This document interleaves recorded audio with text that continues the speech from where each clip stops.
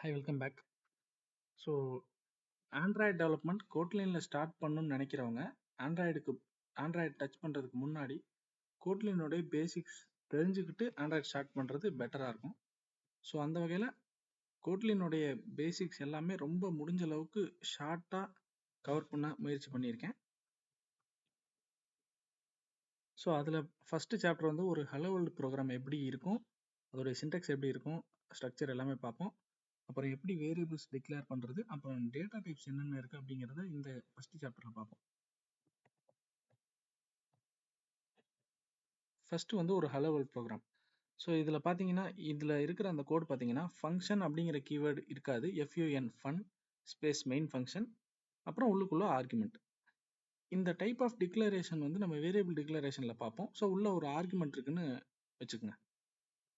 இந்த ப்ராக்கெட்டுக்குள்ள println hello வேர்ல்டுன்னு கொடுத்துருவோம். Output வந்து ஹலோ வேர்ல்டுன்னு வருது.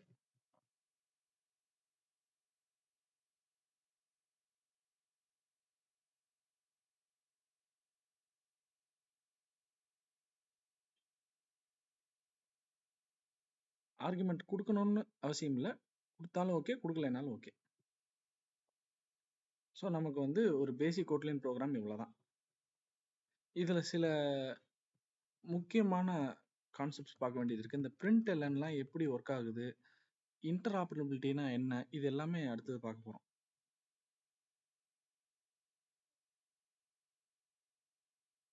ஸோ முக்கியமாக இந்த ஹலோ வேர்ல்ட் ப்ரோக்ராம்ல இருந்து நம்ம எடுத்துக்க வேண்டிய பாயிண்ட் என்னன்னு பார்த்தீங்கன்னா, இதில் கவனிச்சிங்கன்னா கிளாஸே இருக்காது, டேரெக்டாக ஃபங்க்ஷன் மட்டும். ஆனால் ஜாவா பார்த்தீங்கன்னா கிளாஸ் எழுதி தான் ஃபங்க்ஷன் எழுதணும் எந்த ஒரு பாயிண்ட்லையும். கோட்லினில் என்ன அட்வான்டேஜ் அப்படின்னா, கிளாஸ் நம்ம எழுத தேவையில்லை, கோட்லின் கம்பைலரே நமக்காக கிளாஸ் எழுதிடும். அடுத்தது printlnங்கிறது வந்து எப்படி ஒர்க் ஆகுதுன்னு பார்த்தீங்கன்னா, printlnங்கிறதுக்குன்னு தனியாக ஃபங்க்ஷன்லாம் எழுதலை, மெத்தட் எழுதலை. ஜாவாவில் இருக்க system.out.printlnங்கிற ஃபங்க்ஷனை டைரெக்டாக கோட்லின் கால் பண்ணிக்கும். இதுக்கு பேர் தான் இன்டர்ஆப்பரபிலிட்டி. இந்த கோட்லின் லாங்குவேஜ் வந்து ஜாவாவில் என்னென்ன எக்ஸிஸ்டிங் லைப்ரரிஸ் இருக்கோ, எக்ஸிஸ்டிங் பேக்கேஜஸ் இருக்கோ, அது எல்லாத்தையும் கோட்லினால் யூஸ் பண்ண முடியும். ஸோ அந்த வகையில் வந்து printlnக்கு வந்து கோட்லினில் வந்து கோட்லின் லாங்குவேஜில் ஆல்ரெடி என்ன பண்ணியிருக்காங்க, ஜாவாவில் system.out.println கால் பண்ணியிருக்காங்க. ஸோ டைரெக்டாக நம்ம println கொடுத்தோம்னா system.out.println கால் பண்ணி நமக்கு அவுட்புட் கிடைக்கும். printlnனும் அதே மாதிரி தான், printன்னு ஒரு மெத்தட் இருக்குது ஜாவாவில், அதுவும் அதே மாதிரி தான். printlnனா system.out.println கால் ஆகும், வெறும் printனா system.out.print கால் ஆகும். அதே மாதிரி நம்ம கோட்லினில் எழுதுகிற லைப்ரரிஸுமே ஜாவாவில் நம்ம யூஸ் பண்ணிக்கலாம். ஸோ ஜாவாவும் கோட்லினும் கம்ப்ளீட்லி இன்டர்ஆப்பரபிள். அடுத்தது ஒரு வேரியபிள் எப்படி டிக்ளேர் பண்ணுறதுன்னு பார்த்தீங்கன்னா, ஃபர்ஸ்ட் பார்த்தீங்கன்னா VAR ஸ்பேஸ் ஒரு நேம், அப்புறம் கோலன், அதுக்கப்புறம் டேட்டா டைப், என்ன டேட்டா டைப் வேணும், இன்டிஜர் வேணும், ஈக்குவல் டு அதோட வேல்யூ. இப்படி தான் டிக்ளேர் பண்ணணும். இப்போ அதை நம்ம கோடில் பார்த்துருவோம்.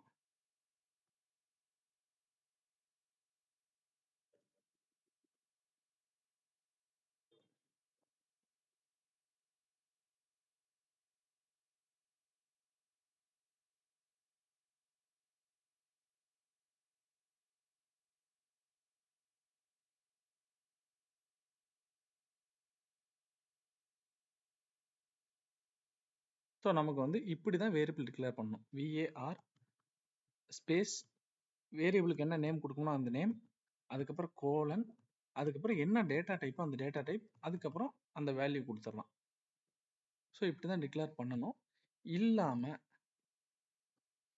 வேர் பி ஈக்குவல் டு 10ன்னு கொடுக்குறேன்.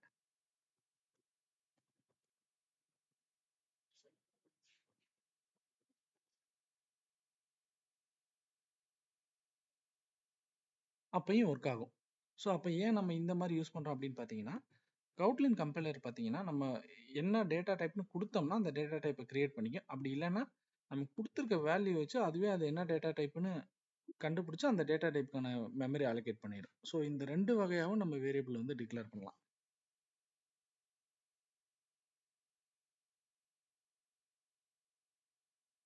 இந்த கான்செப்டுக்கு பேர் தான் டைப் இன்ஃபரன்ஸ். அதாவது நம்ம டேட்டா டைப் கொடுத்தோம்னா அந்த டேட்டா டைப் எடுத்துக்கும், அப்படி இல்லைன்னா அதுவே இன்ஃபர் பண்ணி அது என்ன டேட்டா டைப்னு கண்டுபிடிச்சு அதுக்கான மெமரி அலோகேட் பண்ணிடும்.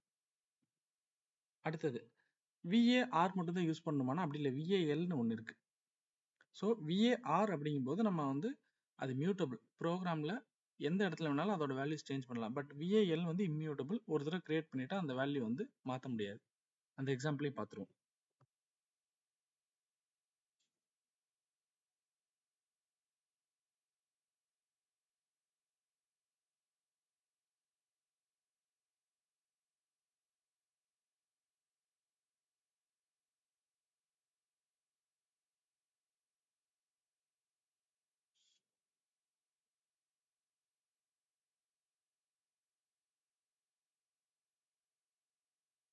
இப்போ VARல ஒரு வேரியபிள் A கிரியேட் பண்ணியிருக்கேன்.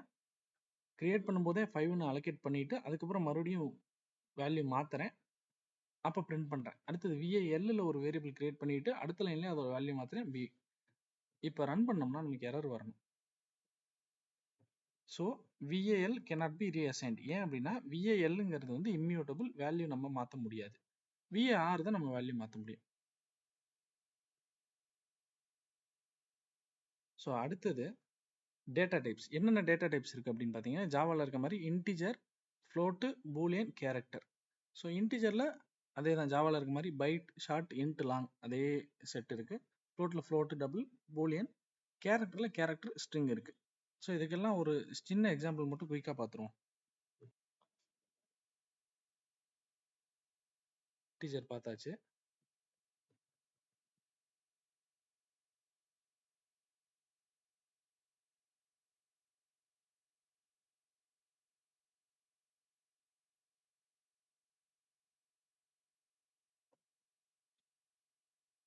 ஸோ இந்த மாதிரி ஃப்ளோட் டிக்ளேர் பண்ணலாம். பூலியன்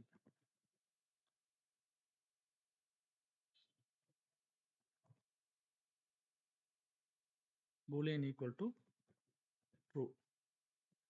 அடுத்தது கேரக்டர்.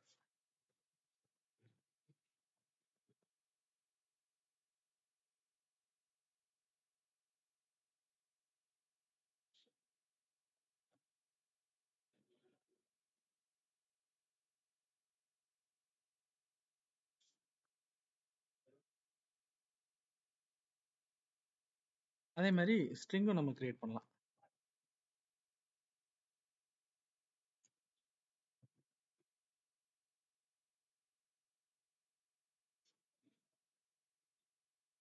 ஸோ ஜென்ரலைஸ்டாக இவ்வளோதான். Integer, float, boolean, character and string. சும்மா சாம்பிளுக்கு ஒரே ஒரு வேரியபிள் நேமை மட்டும் பிரிண்ட் பண்ணுவோம்.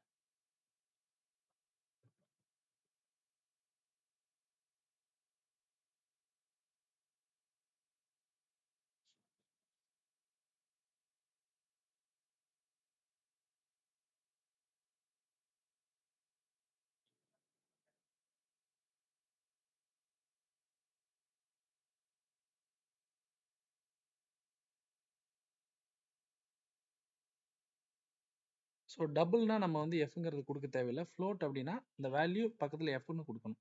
ஃப்ளோட்டுங்கிறத ஸ்பெசிஃபை பண்ணி, இல்லைன்னா அது ஆட்டோமேட்டிக்காக டபுள்னு எடுத்துக்கும்.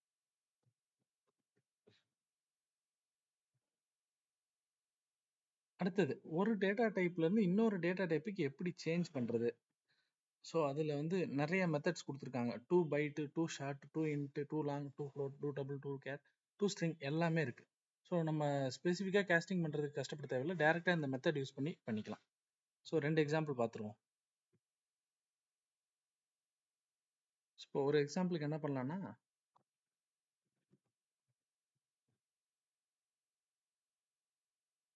இந்த ஃப்ளோட்டை வந்து டபுளாக மாற்றுவோம். பி டாட் டூ டபுள் அப்படிங்கிற மெத்தடை கால் பண்ணோம்னா அந்த ஃப்ளோட் வேல்யூ வாங்கிட்டு டபுள் வேல்யூ ரிட்டர்ன் பண்ணும்.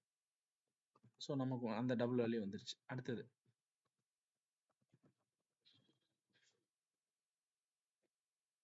இந்த கிரேடு வந்து கேரக்டராக இருக்கிறத ஸ்ட்ரிங்காக மாற்றலாம்.